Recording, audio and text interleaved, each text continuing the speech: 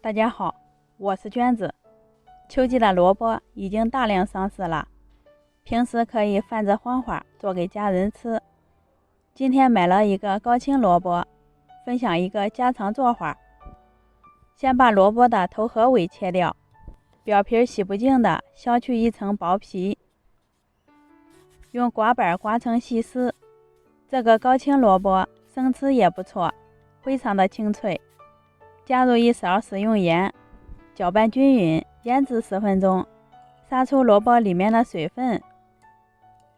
接下来和一个面团，盆里倒入260克面粉，加一点盐，增加面的筋性。搅匀以后，倒入80毫升的开水烫面，另一半用80毫升的凉水和面。半汤面做出的饼皮吃着柔软，还不失筋性。搅成面絮状，下手揉成面团，中间呢多揉上几分钟，揉成一个中等软硬的面团，盖上盖子醒面20分钟。准备一块老豆腐，先切成厚片，切条以后再切成豆腐丁，几颗小葱切成葱花，小米椒切成圈，再剁得碎一点，不能吃辣的也可以不加。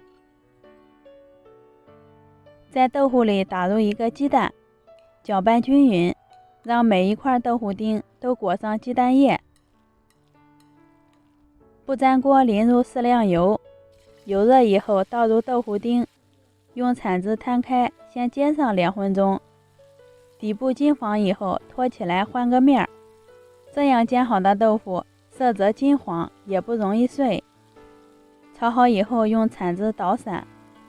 最后倒入葱花、小米椒，加入盐、十三香、生抽、蚝油，翻炒均匀就可以关火了。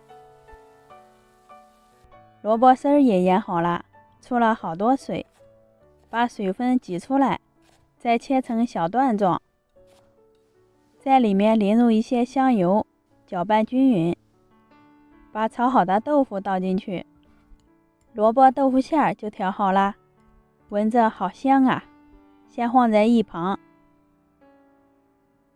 醒好的面团取出来，直接搓成长条，分成6等份儿。拿一个面剂用掌心压扁，擀成一个圆面皮，看一下厚度，约1毫米就行了。在上面多放一些萝卜馅，均匀的摊开。边缘留出一点不用放，盖上一张面皮，用手把边缘按压紧实，再捏出一些花边，这样做好看也不容易露馅。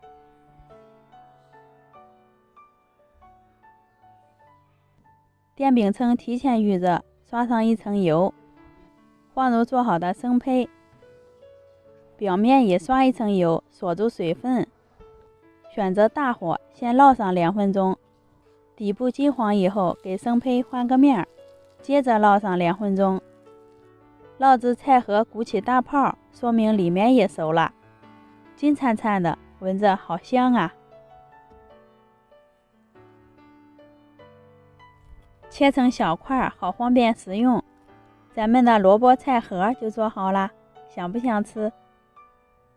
看一下这饼皮特别柔软又很薄，里面满满都是馅料，萝卜清脆，豆腐煎过以后很有嚼劲儿，吃起来也特别的香。家里有萝卜的朋友可以试一下这个做法。